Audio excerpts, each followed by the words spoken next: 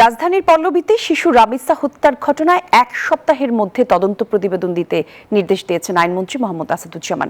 তিনি বলেন, দ্রুততম সময়ের মধ্যে এই নৃশংস ঘটনার বিচার কাজ সম্পূর্ণ করতে যথাযথ উদ্যোগ নেওয়া হবে। বৃহস্পতিবার সচিবালয়ে সাংবাদিকদের সঙ্গে আলাপকালে এসব কথা বলেন তিনি। আইনমন্ত্রী আরও বলেন, দেশের বিচার ব্যবস্থার উপর অনাস্থা কমাতে রামিসা হত্যার বিচার দৃষ্টান্ত হয়ে থাকবে। মানুষত্বকে প্রশ্নবিদ্ধ করে এমন কোনো অপরাধ হতে দেয়া হবে না বলেও জানান আইনমন্ত্রী। এখন থেকে রাজনৈতিক বিবেচনায় কোনো ধর্ষণ মামলা প্রত্যাহার করা হবে না বলেও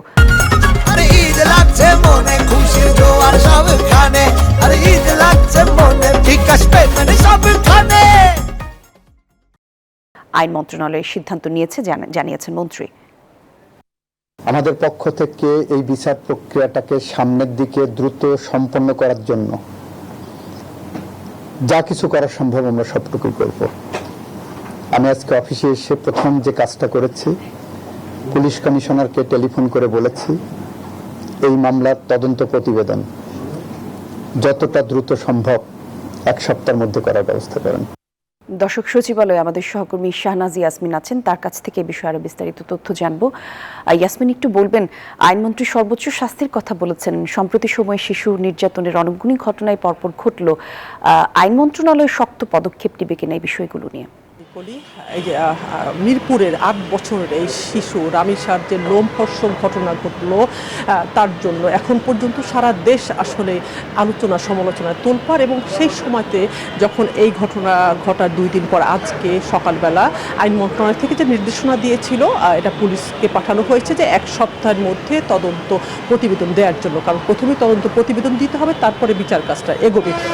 সেক্ষেত্রে আইনমন্ত্রী প্রথমে আসলে একটা বিজ্ঞপ্তি দিয়ে জানানোর পরেও সাংবাদিকদের সাথে উনি যেটা বলেছেন, যে উনি পরিষ্কার বলেছেন যে আমরা জানি যে গতকাল রামিসার বাবা যে বাংলাদেশের বিচার ব্যবস্থার উপর যে অনাস্থা সাধারণ মানুষের, সেটা প্রকাশ পেয়েছে ওনার কথায়, যে উনি আসলে বিচার চান না, কারণ বিচার তিনি পাবেন না, কারণ এখনো কোনো উদাহরণ এদেশে নাই যে কোনো ধর্ষণ মামলার বিচার হয়েছে।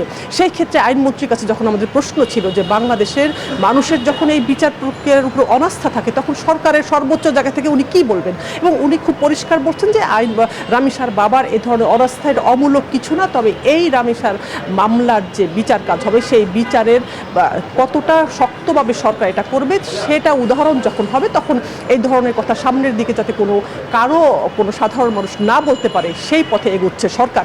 এবং আমি এখন স্বরাষ্ট্র মন্ত্রণালয় আছি, স্বরাষ্ট্রমন্ত্রীর কাছে আমার একটা প্রশ্ন থাকবে, এই জন্যই আসছি যে 1 সপ্তাহের ভিতর তদন্ত প্রতিবেদন জমা দেওয়ার বিষয়টা স্বরাষ্ট্র মন্ত্রণালয় দেখবে।